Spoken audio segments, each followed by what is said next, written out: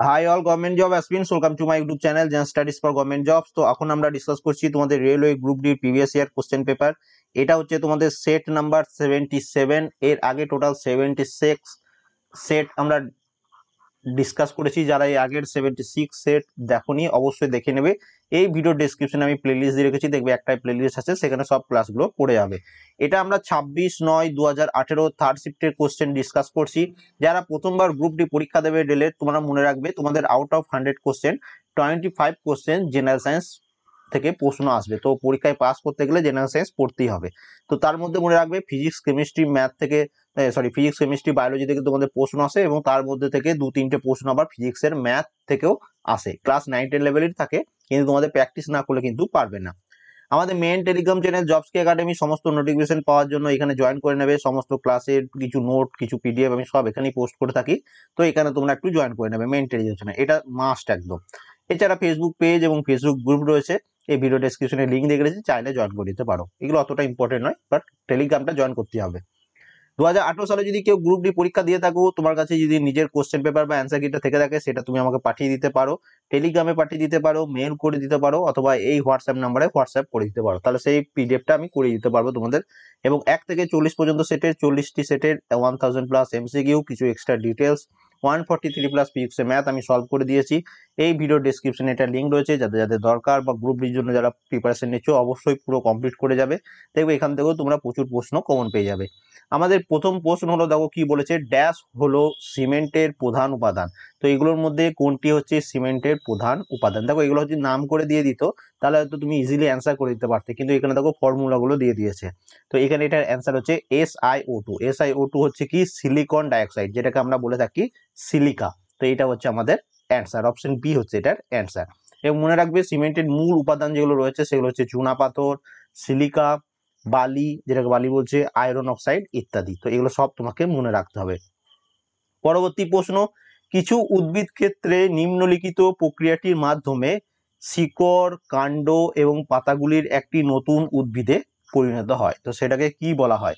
তো মনে রাখবে সেটাকে বলা হয় অঙ্গজ বংশ বিস্তার। অপশন বি হচ্ছে এখানে এটার সঠিক অ্যান্সার। এখানে একটু এক্সট্রা ডিটেলস আমি অ্যাড করে দিয়েছি, একটু দেখে নাও। কি বলেছে, প্রকৃত বীজ ব্যতীত, মানে প্রকৃত বীজ ছাড়াই গাছের কোনো অঙ্গ দিয়ে যখন বংশ বিস্তার করা হয়, তখন তাকে উদ্ভিদের অঙ্গজ বংশবিস্তার বলা হয়। এক্ষেত্রে গাছের মূল, কাণ্ড, শাখা, পাতা প্রভৃতি অঙ্গ দিয়ে চারা উৎপন্ন করা হয়। এগুলো মনে রাখবে, অপশন বি হচ্ছে এখানে এটার অ্যান্সার। ড্যাশ হলো সবচেয়ে হালকা ধাতু। দেখো এই ধরনের প্রশ্ন তোমাদের পরীক্ষায় আসবেই আসবে, এবং এইগুলো একদম মোস্ট ইম্পর্টেন্ট। শুধু তোমাদের রেলের গ্রুপ ডি নয়, এনটিপিসি, তারপর ওয়েস্ট বেঙ্গল পুলিশের কেউ প্রিপারেশন নিচ্ছ, তোমাদের সায়েন্সের যে পোর্শনটা থাকে সেখান থেকে তোমাদের প্রশ্ন আসবে। ড্যাশ হলো সবচেয়ে হালকা ধাতু। তো এগুলো মনে রাখবে, লিথিয়াম হচ্ছে সবচেয়ে হালকা ধাতু। অপশন ডি হচ্ছে এখানে এটার অ্যান্সার। এখানে মনে রাখবে সবচেয়ে হালকা ধাতু যেটা আমরা পড়লাম লিথিয়াম, এবং এর সাথে মনে রাখবে সবচেয়ে সক্রিয় মৌল বা সক্রিয় অধাতু বা সর্বাপেক্ষা ঋণাত্মক মৌল কোনটি? তো সেটা হচ্ছে ফ্লোরিন। এটাও কিন্তু অনেকগুলো পরীক্ষায় বারবার রিপিট হয়েছে, তো তোমরা অবশ্যই মনে রাখবে। তোমাদের হোমওয়ার্ক হচ্ছে সবচেয়ে ভারী ধাতু কোনটি? ভারী ধাতু কোনটি সেটা প্রত্যেকে কমেন্ট করে জানিও। ভারী ধাতু বলেছি, ওকে, এটা হোমওয়ার্ক তোমাদের। নেক্সট চলে আসি, দেখো 288 এই প্রকার ইলেকট্রন দ্বারা গঠিত একটি মৌল আধুনিক পর্যায় সারণীর ড্যাশ শ্রেণীতে রয়েছে। তো 288 এটা হচ্ছে তার ইলেকট্রন বিন্যাস, তাহলে টোটাল তার অ্যাটমিক নাম্বার কত? অ্যাটমিক নাম্বার করতে গেলে কি করতে হয়, শুধু তোমাদের যোগ করে দিতে হয়। তার মানে 2 8 10 8 18। 18 কি হচ্ছে? 18 হচ্ছে তোমার আর্গন। অ্যাটমিক নাম্বার হচ্ছে 18। এবার এখানে বলেছে এটা পর্যায় সারণী কোন শ্রেণীর অন্তর্ভুক্ত। তো এটা দেখো পর্যায় সারণীর 18 নম্বর শ্রেণীতে রয়েছে। তাহলে এখানে আমাদের অ্যান্সার কি হয়ে যাবে, যে 288 এই ইলেকট্রন বিন্যাস দ্বারা গঠিত মৌলটি পর্যায় সারণীর 18 নম্বর শ্রেণীতে রয়েছে। এবং এই 18 নম্বর শ্রেণীতে যেগুলো থাকে সেগুলোকে কি বলা হয়? নোবেল গ্যাস বলা হয়। হিলিয়াম, নিয়ন, আর্গন, ক্রিপ্টন, জেনন, রেনন, এগুলো সব হচ্ছে কি তোমার নোবেল গ্যাস। নেক্সট চলে আসি পরবর্তী প্রশ্ন, থাইরক্সিনের সংশ্লেষের জন্য ড্যাশ অপরিহার্য। থাইরক্সিনের সংশ্লেষের জন্য ড্যাশ অপরিহার্য। তো এখানে মনে রাখবে এটার অ্যান্সার হচ্ছে আয়োডিন। অপশন সি হচ্ছে এখানে এটার অ্যান্সার। এবার একটু এক্সট্রা ডিটেলস দেখে নাও, যে থাইরয়েড গ্রন্থি থেকে থাইরক্সিন নিঃসৃত হয়। থাইরয়েড গ্রন্থিটি গ্রীবাদেশের ট্যাকিয়ার দুপাশে দ্বিতীয় থেকে চতুর্থ ট্র্যাকিয়াল রিং যেটাকে বলা হয় তার সামনে অবস্থিত। এটা কোথায় অবস্থিত সেটা তুমি পড়ে নিলে। এরপর তুমি যেটা বলবে সেটা হচ্ছে দেখো থাইরক্সিনের কম ক্ষরণে শিশুদের যে রোগটি হয়ে থাকে সেটাকে বলা হয় ক্রেটিনিজম, এবং বয়স্কদের যে রোগটি হয়ে থাকে সেটা বলা হয় মিক্সিডিমা। দেখো এটাও যথাসম্ভব তোমাদের কোনো একদিন আমি ক্লাসে করিয়েছিলাম, যথাসম্ভব ডাব্লিউবিপির ক্লাসে করিয়েছিলাম। এবার দেখো থাইরক্সিনের অধিক ক্ষরণের ফলে গয়টার বা গলগন্ধ এই রোগটি হয়ে থাকে। তো এই সমস্ত ডিটেলস গুলো কিন্তু তোমার থাইরক্সিন থেকে তোমাকে পরীক্ষায় এসেছে, আবার ইন ফিউচার তোমাদের পরীক্ষাতে আসবে, তো এগুলো মনে রাখতে হবে। ড্যাশ কলা আমাদের মুখের ভিতরের আস্তরণ গঠন করে। তো এগুলোর মধ্যে কোন ধরনের আবরণী কলা আমাদের মুখের ভিতরে আস্তরণ গঠন করে? তো এটা একটু হাই লেভেল প্রশ্ন, তো এখানে অ্যান্সার হচ্ছে সহজ স্তরীভূত আবরণী কলা আমাদের মুখের ভিতরে আস্তরণ গঠন করে। অপশন বি হচ্ছে এটার অ্যান্সার। একটি পদার্থের ভর হচ্ছে 30 কেজি, অভিন্ন বেগে চলমান 10 মিটার পার সেকেন্ড, পদার্থটির গতিশক্তি হলো কি? তো দেখো এখানে তোমার মাস কত দেওয়া রয়েছে, 30 কেজি, ভি কত দেওয়া রয়েছে, 10 মিটার পার সেকেন্ড, গতিশক্তি মানে কাইনেটিক এনার্জি, এর ফর্মুলা কি আমরা প্রত্যেকেই জানি, হাফ এম ভি স্কোয়ার।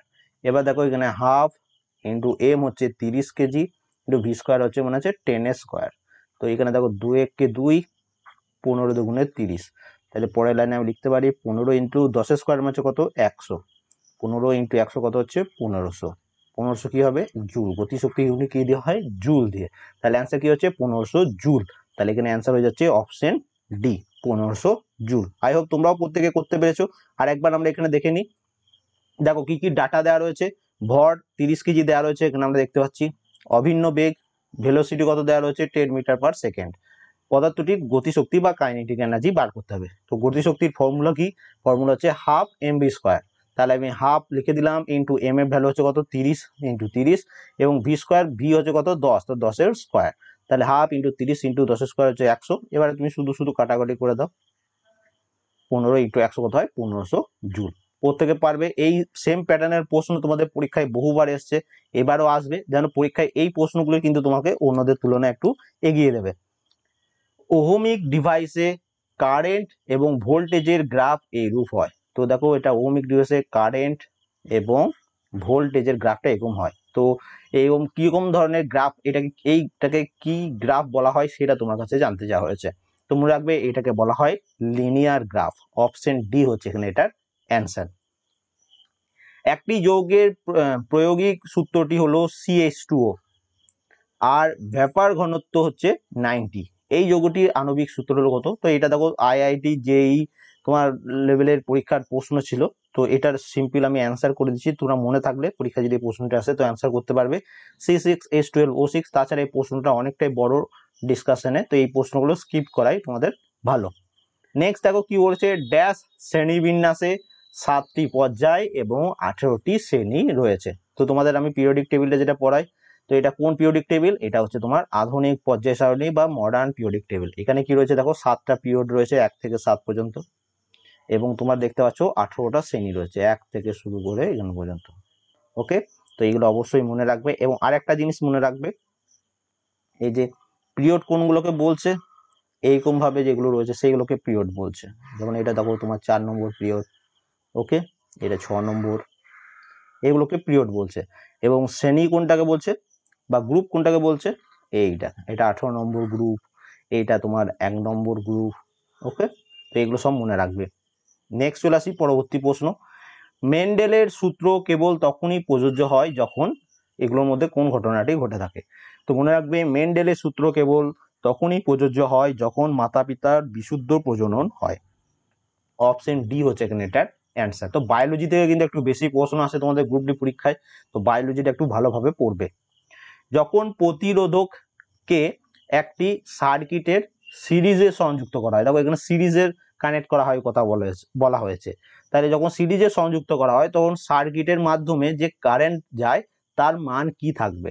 তো মনে রাখবে যখন সিরিজে কানেক্ট করা থাকে তখন সব সময় সেই সার্কিটের মাধ্যমে কারেন্টের মান সমান হয়ে থাকে বা একই থাকে। অপশন বি হচ্ছে এটার অ্যান্সার। তাহলে the current through the circuit in the same for each resistor in a series circuit, মানে সব জায়গাতে একই থাকে। নেক্সট চলে আসি পরবর্তী প্রশ্ন, একটি সমতল দর্পণের জন্য তার প্রতিবিম্ব হবে কেমন? একটি সমতল দর্পণের জন্য তার প্রতিবিম্ব কেমন হবে? তো মনে রাখবে একটি সমতল দর্পণের জন্য তার প্রতিবিম্ব অসৎ এবং অবশিষ্ট হবে। এখানে একটু এক্সট্রা ডিটেলস অ্যাড করে দিয়েছি যে সমতল দর্পণের মাধ্যমে গঠিত প্রতিবিম্ব সর্বদাই অসৎ বা অবাস্তব, অর্থাৎ কি হয়, আলোক রশ্মি প্রকৃতপক্ষে বিম্ব থেকে উৎপত্তি হয় না, সোজা হয়ে থাকে এবং লক্ষ্য বস্তুর সমান আকার ও আকৃতি বিশিষ্ট হয়ে থাকে। মুক্ত পতন প্রকৃত অর্থে কেবলমাত্র এখানে ঘটে। তো মুক্ত পতন, 3D ফল, এই টাইপের অনেক আমরা ফিজিক্সের ম্যাথ করেছি। তো মুক্ত পতন বলতে কোনটাকে বোঝাচ্ছে বা কোথায় ঘটে থাকে? তো মুক্ত পতন একমাত্র শূন্য স্থানে ঘটে থাকে। অপশন ডি হচ্ছে এখানে এটার অ্যান্সার। ভর এবং বেগের গুণফলকে কি বলা হয়? ভর এবং বেগের গুণফলকে কি বলা হয়? তো আমরা বলেছি P is equal to MV. P মানে হচ্ছে কি, মোমেন্টাম বা ভরবেগ। অপশন সি হচ্ছে এটার answer. Okay, pressure, force by area, বল বাই ক্ষেত্রফল, এবং করে বল, ফোর্স বা বল যেটা, সেটা হচ্ছে মাস বা ভর ইনটু অ্যাক্সেলারেশন বা ত্বরণ, এরকমভাবে বলে রাখবে। এবং ঘাত হচ্ছে এক প্রকার বল, এটাও মনে রাখবে।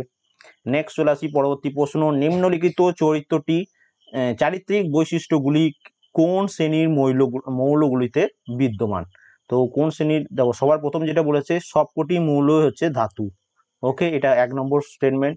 2 নম্বর দিয়েছে এই সব কটি মৌলগুলি জলের সাথে হাইড্রোজেন গ্যাস উৎপন্ন করে। থার্ড হচ্ছে এই সব মৌলগুলির যোজ্যতা হলো 1, ভ্যালেন্সি হচ্ছে 1। তাহলে এরা কোনগুলো? এরা ক্ষার ধাতু, ক্ষারীয় মৃত্তিকা ধাতু, হ্যালোজেন, ক্ষার ধাতু, হ্যালোজেন। তো যোজ্যতা, এখান থেকে একটা জিনিস দেখেই তুমি অ্যান্সার বোর্ডে দিতে পারবে যে এদের যোজ্যতা হচ্ছে 1। যোজ্যতা কদের 1 হয়? যারা এই প্রথম গ্রুপে থাকে। যেমন দেখো, যোজ্যতা কোনটাকে বলবো? যেটা বাইরের কক্ষে যার একটা ইলেকট্রন থাকে। তো যেমন দেখো এখানে সোডিয়াম রয়েছে, সোডিয়ামের হচ্ছে কি 11, অ্যাটমিক নাম্বার 11। এটাকে যদি আমরা ইলেকট্রন বিন্যাস করি কি হবে? 2, 8, 1। তাহলে বাইরের কক্ষে কটা ইলেকট্রন রয়েছে? একটা। তো এটা হচ্ছে এর যোজ্যতা।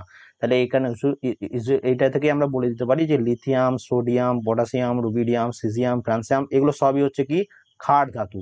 তাহলে অ্যান্সার কি হয়ে যাবে? এ, ক্ষার ধাতু। কিন্তু এখানে মনে রাখবে এই যে হাইড্রোজেন যেটা রয়েছে, হাইড্রোজেন কিন্তু কোনো ধাতু নয়। তো এটা কোশ্চেনটা অ্যাকচুয়ালি হাইড্রোজেন বাদে বলতে হতো, কিন্তু ওরা বলেনি। তবুও তোমাকে কিন্তু এখানে ক্ষার ধাতুই অ্যান্সার করতে হবে। 2 নম্বর গ্রুপে যেটা রয়েছে সেটাকে বলা হয় ক্ষারীয় মৃত্তিকা ধাতু। দেখো অপশন সি তে যে অপশনটা রয়েছে আমি একটু এখানে বুঝিয়ে দিচ্ছি। ক্ষারীয় মৃত্তিকা ধাতু বা অ্যালাকালাইন আর্থ মেটাল বলা হয় এই 2 নম্বর গ্রুপে যেটা রয়েছে। এদের তোমার যোজ্যতা হচ্ছে কত? 2, এটাও মনে রাখবে।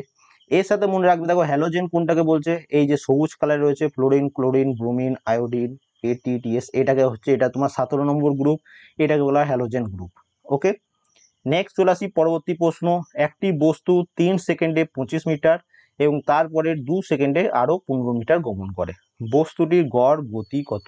তো এটা ফিজিক্সের ম্যাথ বা এমনি ম্যাথেরও ম্যাথ বলতে পারো। তো এখানে এটা অ্যান্সার কি হচ্ছে? 8 মিটার পার সেকেন্ড। কিভাবে হচ্ছে? দেখো প্রথম 3 সেকেন্ডে সে 25 মিটার যাচ্ছে, তারপরে আরো 2 সেকেন্ডে আরো 15 মিটার যাচ্ছে। তাহলে টোটাল সে কত সময় অতিক্রম করছে? 3 এবং 2, তাহলে 5 সেকেন্ডে সে মোট কত দূরত্ব অতিক্রম করছে? প্রথমে গেছিল 25 মিটার, তারপরে আরো 15 মিটার, মানে 40 মিটার। এবার তোমাকে গড় জানতে চেয়েছে, তাহলে গড় মানে কি? তোমাকে জাস্ট সিম্পলি ভাগ করে দেবে 40/5, তাহলে 8 মিটার পার সেকেন্ড। তাহলে অ্যান্সার কি হয়ে যাচ্ছে? Option B, 8 meter per second. Dash অস্থি সন্ধিগুলির উপরিতলকে মসৃণ করে, এগুলোর মধ্যে কোনটি অস্থি সন্ধিগুলির উপরিতলকে মসৃণ করে? দেখো এগুলো একটু হাই লেভেল প্রশ্ন, তো এখানে মনে রাখবে এখানে এটা অ্যান্সার হচ্ছে তরুণাস্থি। অপশন সি হচ্ছে এখানে এটার অ্যান্সার। এবার দেখো দেহের অভ্যন্তরের নমনীয়, নরম ও স্থিতিস্থাপক যোজক কলাকে তরুণাস্থি বা কার্টিলেজ বলা হয়। তো এটা এর সংজ্ঞা, তো এটাও তোমরা মনে রাখবে। নেক্সট, যখন সোডিয়াম সালফেট দ্রবণ ব্যারিয়াম ক্লোরাইড দ্রবণের সাথে মিশ্রিত হয় তখন কোনটি গঠিত হয়? তো এগুলো একটু ভালোভাবে পড়তে হবে, তবে এগুলো অ্যান্সার করতে পারবে। তো মনে রাখবে তখন যেটা গঠিত হয় সেটা হচ্ছে ব্যারিয়াম সালফেট গঠিত হয়। অপশন ডি হচ্ছে এখানে এটার অ্যান্সার। দেখো এখানে Na2SO4, এটা হচ্ছে সোডিয়াম সালফেট, এর সাথে ব্যারিয়াম ক্লোরাইড BaCl2 যখন বিক্রিয়া করছে তখন কি হচ্ছে? এই যে সোডিয়ামের সাথে এই ক্লোরিন যুক্ত হচ্ছে এবং এই বেরিয়ামের সাথে সালফেট এটা যুক্ত হচ্ছে, নিয়ে কি গঠিত হচ্ছে? 2NaCl plus BaSO4। তাহলে অপশনে দেখো BaSO4 মানে হচ্ছে বেরিয়াম সালফেট গঠিত হচ্ছে, আর একটা কি হচ্ছে সোডিয়াম ক্লোরাইড। এবার দেখো অপশনে কোথাও তোমার সোডিয়াম ক্লোরাইড নাই, সেই জন্য এখানে BaSO4 বা বেরিয়াম সালফেট অ্যান্সার হচ্ছে। ওকে, তো এই রিয়াকশনগুলো মনে রাখতে হবে। এবং এই যে রিয়াকশনগুলো হচ্ছে কেমিক্যাল রিয়াকশন, এটাকে বলা হয় double displacement reaction. Double displacement reaction মানে কি, দেখো এখানে NaSO4 থেকে N এর সাথে এই Cl যোগ হয়ে গেল না, এটা গঠিত হলো, এবং দেখো B এর সাথে SO4 এটা তোমার যোগ হয়ে গেল। তো এই জন্য এটাকে বলা হয় ডবল ডিসপ্লেসমেন্ট রিয়াকশন। এখানে খালি একমাত্র আয়নগুলো এক্সচেঞ্জ হচ্ছে। ওকে, নেক্সট চলে আসি, আবার সেম প্যাটার্নের আরেকটা প্রশ্ন দেওয়া রয়েছে। 4 সেকেন্ডে 24 মিটার, তারপরে 2 সেকেন্ডে আরো 15 মিটার গমন করছে, বস্তুটির গড় গতি কত? তো এখানে দেখো এটা অ্যান্সার হচ্ছে 6.5 মিটার পার সেকেন্ড। প্রত্যেকে ঘরে প্র্যাকটিস করবে, খুব সহজ। দেখো প্রথম 4 সেকেন্ডে যাচ্ছি 24 মিটার, পরবর্তী 2 সেকেন্ডে আরো 15 মিটার, মানে 6 সেকেন্ডে টোটাল 39 মিটার সে অতিক্রম করছে। তাহলে টোটাল গড় গতি তুমি যদি জানতে চাও সিম্পলি ভাগ করে দিতে হবে। তো 39কে যদি আমি 6 দিয়ে ভাগ করি, 6.5 মিটার পার সেকেন্ড তোমার অ্যান্সার চলে আসবে। ড্যাশ যৌগের একটি কার্যকারী মূলক হিসাবে -OH আছে, তো এগুলোর মধ্যে কোনটা অ্যান্সার হবে? এখানে অ্যান্সার হচ্ছে বিউটানল বা বুটানল, যা বলবে বিউটানলই বলা হয়। অপশন বি হচ্ছে এটার অ্যান্সার।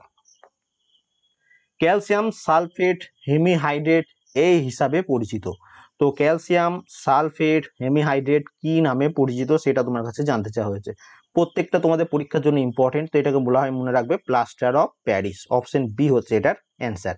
অনেক সময় তোমাদের পরীক্ষায় প্লাস্টার অফ প্যারিসের সংকেত কি সেটা চলে আসতে পারে, তো এটাও মনে রাখবে। দেখো ক্যালসিয়াম সালফেট হেমিহাইড্রেট বা CaSO4 half H2O, CaSO4 half H2O, এইটা হচ্ছে তোমার প্লাস্টার অফ প্যারিসের সংকেত, তো এটা অবশ্যই তোমরা মনে রাখবে। ওকে, এটা তোমাদের পরীক্ষা অনেক সময় চলে আসে। নেক্সট চলে আসি, সরি, এতগুলোই প্রশ্ন ছিল আজকে ভিডিওতে। তো ভিডিওটা ভালো লাগলে লাইক করে দাও, চ্যানেলে নতুন হয়ে থাকলে সাবস্ক্রাইব করে নাও, ভিডিওটা বন্ধুর সাথে অবশ্যই শেয়ার করে দিও। এবং তোমাদের 1 থেকে 40 পর্যন্ত সেটের PDF অ্যাভেলেবেল, এই ভিডিও ডেসক্রিপশনে লিঙ্ক দেওয়া রয়েছে। এর মধ্যে 1000+ MCQ, কিছু এক্সট্রা ডিটেলস অ্যাড করে দিয়েছি, এবং 143+ ফিজিক্সের ম্যাথ আমি দেখবে লাস্টের দিকে আলাদাভাবে অ্যাড করে দিয়েছি, তো সেগুলো খুব ভালোভাবে প্র্যাকটিস করবে। এই ভিডিও ডেসক্রিপশনে তোমরা লিঙ্ক পেয়ে যাবে। হোয়াটসঅ্যাপের মাধ্যমে নোটটি বাই করতে চাইলে এই নাম্বারে মেসেজ করতে পারো। And thank you for watching, good night, প্রত্যেকে ভালো থেকো।